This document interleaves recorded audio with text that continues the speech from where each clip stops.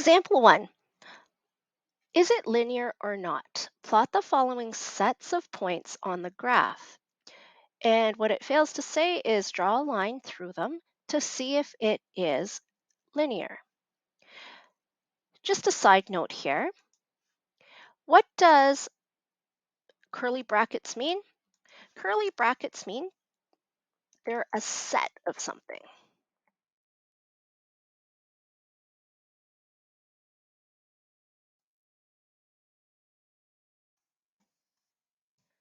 So right now we have curly brackets on the outside, and on the inside we've got a series of points. So it's the set of these points are all related to each other, and we want to see if those are related. Okay, one more definition. Is it linear? Linear just means does it create a line?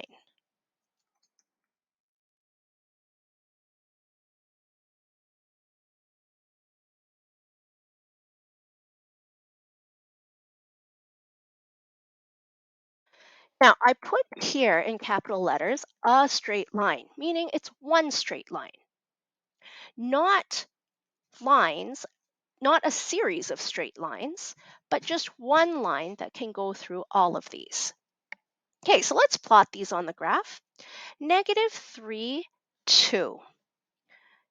-3, +2. Then I have -1, 1. -1, 1. We have +1, 0. Finally, 3, -1. Okay, let's see if we can draw a line through it. Yes, all of these dots are on this line. As a result, I can say for sure that the numbers in the set 1 is linear.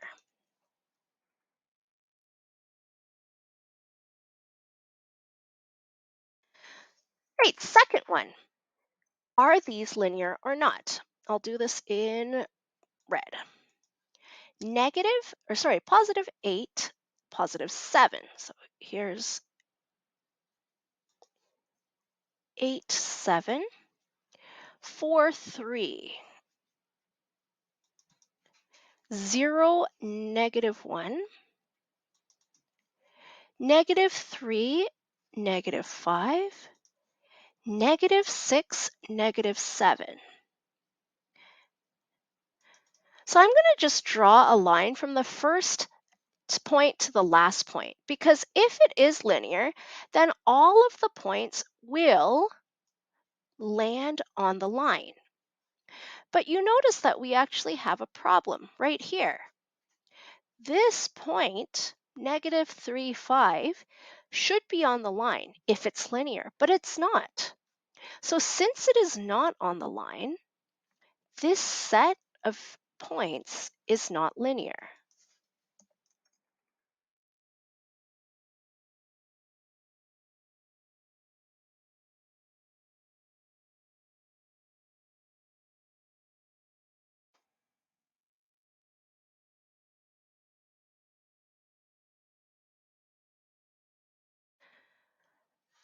Now, all linear relationships will increase or decrease by a constant value.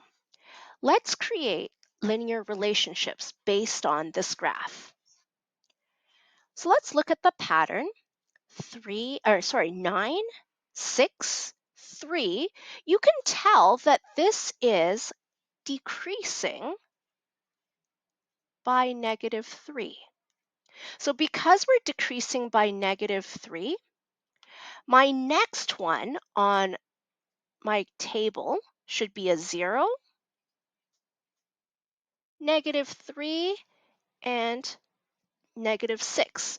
I've subtracted 3 from each number. Okay, let's look at the y side. On the y side, we have values -5, -3, -1. Now, all of these are increasing by 2. So our next value, I'm going to take -1 plus 2. That gives us +1. 1 plus 2 again, that gives us 3. 3 plus 2, that gives us 5. Now, if we were to graph these points, then we would have a line. Okay, another example. -8, -10, -2. We see that this is decreasing by 2.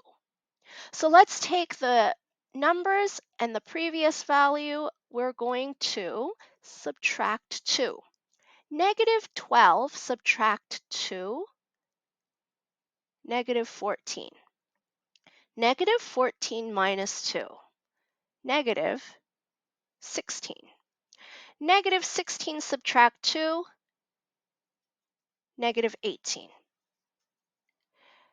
Right, for our y coordinates, we have -8, -3, +2.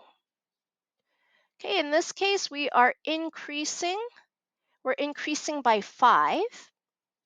So our table is going to continue with 7, 12, and 17.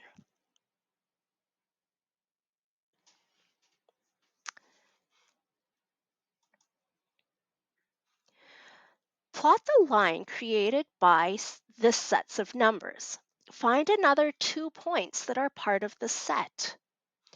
Now let's plot this, and then I'm going to draw a line that crosses all of these and see what other coordinates I have.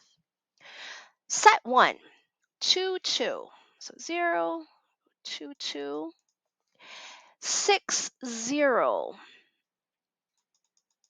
And we have -8, +7. All right, I'm going to draw a line through this. And lines continue. So what are other points that are also on this line? So when I ask for other points, I know that there are infinitely many dots that create a line. But if I'm just labeling something, it's probably much easier to give something that has nice whole numbers instead of a decimal. So looking at the pattern here, I see that right here, we've got a coordinate that we can label. Here's another coordinate that we can label. So this one would be -6, +6. This one, -2, +4.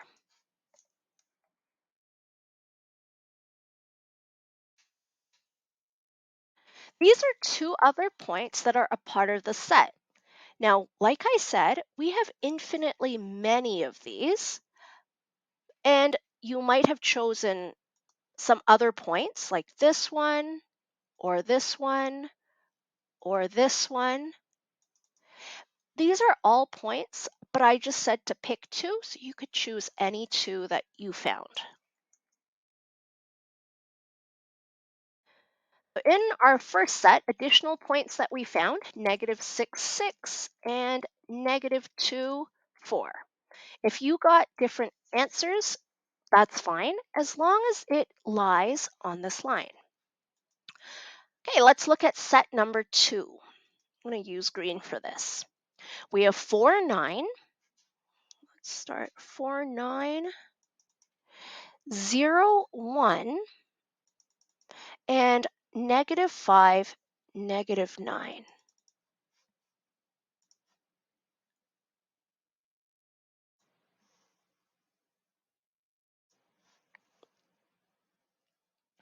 Right, so this is a line. Let's find some other points. I'll use orange for this one. I see that this is a coordinate. We have this as another coordinate. So we have, this point is +2, positive 5. And this other point that we identified, negative 2, negative 3.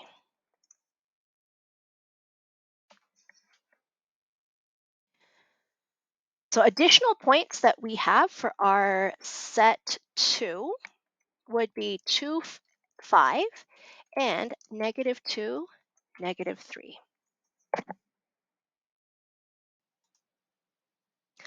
Right, pause the video, try some of these on your own. Follow the pattern to complete the following tables. Then, question 2, plot these, see if they are linear. And number 3, plot these points, create a line from them, and name 2 other coordinates that are also on the line.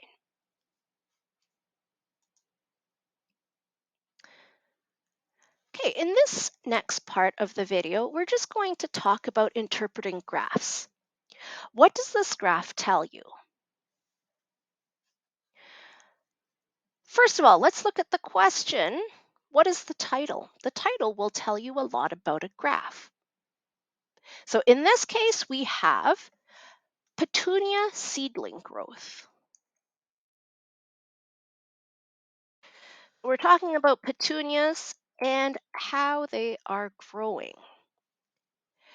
Now, let's look a little bit more about seedling growth. We're going to look at the x-axis and the y-axis. That will tell us more about the information that we're getting. So our x-axis is the left-right one. This is talking about the number of weeks after planting. So I guess our x-axis is time. Time in weeks.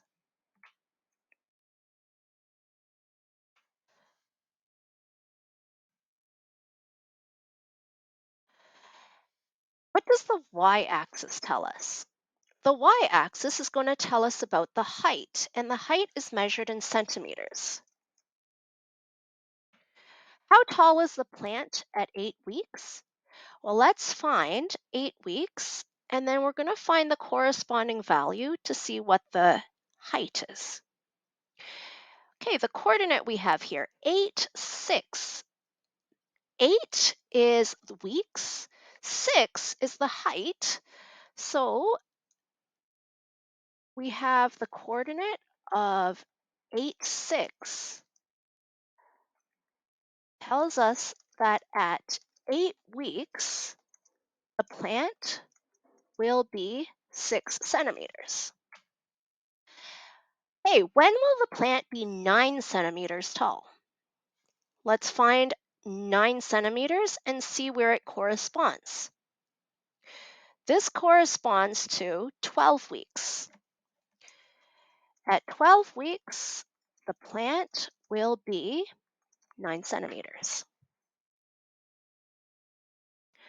Okay, another example here. This is about the Presto card and rides. Let's look at the axes first. What does the x-axis tell you? X-axis is telling us the number of rides that we've taken on the TTC.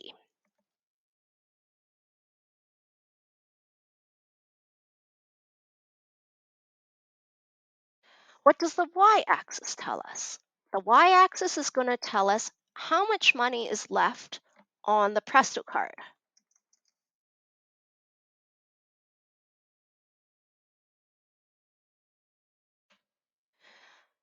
So how much money was initially loaded onto the card? Now, for us to find the initial amount, we know that we haven't taken any rides on the TTC yet.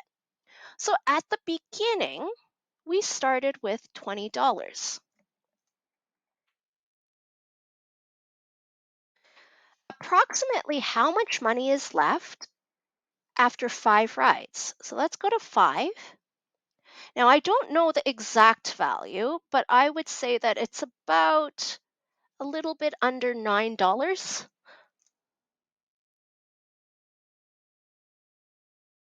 There's a little less than $9 left.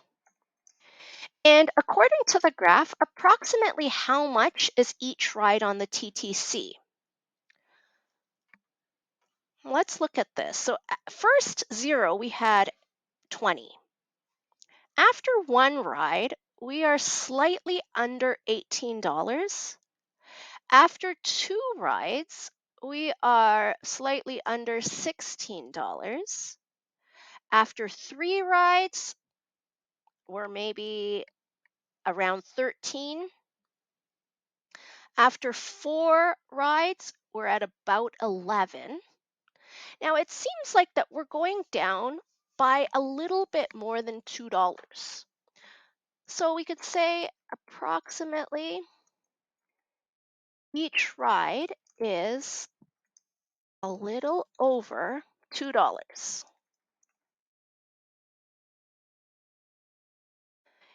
And I'm going to say that this is according to the graph because if we were to actually look at the numbers exactly, we probably could calculate what the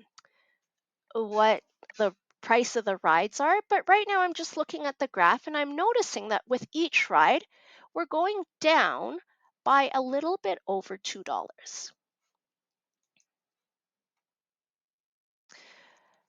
Right, let's look at this graph. This graph is telling us about refilling the aquarium after cleaning. So here's our aquarium. Now you don't normally empty the entire aquarium of water when you're cleaning it.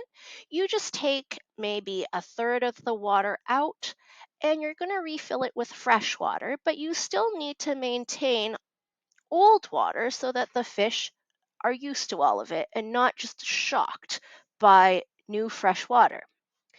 Now let's look at this. What does the x-axis tell you? X-axis, we're talking about the time in minutes. What does the y-axis tell you? Just a second here. Before we look at the y value, I want to bring this to your attention. We've got this squiggly line here, and the squiggly line is here because there's actually going to be a lot of gap. When you have an aquarium that's this big, you have to maintain quite a lot of water. Now, from 0 to here, there's a lot of space, and it's not really, it's just empty space. So it's a lot of paper. Instead, what I'm going to do is I put a little squiggly here to show that it's a break and that everything is actually still the same, but we're just going from 40 blank, blank, blank, blank, all the way to 360. And this is where our graph starts getting interesting. Okay, so back to the y-axis. What is it telling you? It's telling us the volume of the water in liters. How much water was initially in the tank? Now, remember, when we talk about the initial amount, we're always looking at the beginning. So this is before we've done anything. So 0, the coordinate we have here is 0, 380. So the volume is 380 liters. Question D. Approximately how much water is in the tank after 4 minutes? So let's go to 4 minutes. How much water do we have? Not exactly sure. I would say maybe it is around 410 liters. I'm going to put a squiggly like that to show that it's approximately. So according to the graph, what is the approximate rate of increase? Once again, we're going to see how many things are increasing by. 380 after 1 minute, it's about maybe a little under 390. After 2 minutes, it's just under 4. After 4 minutes, we're approximately 410. After 5 minutes, we're approximately 420. So I would say we are increasing maybe at just under 10 liters per minute.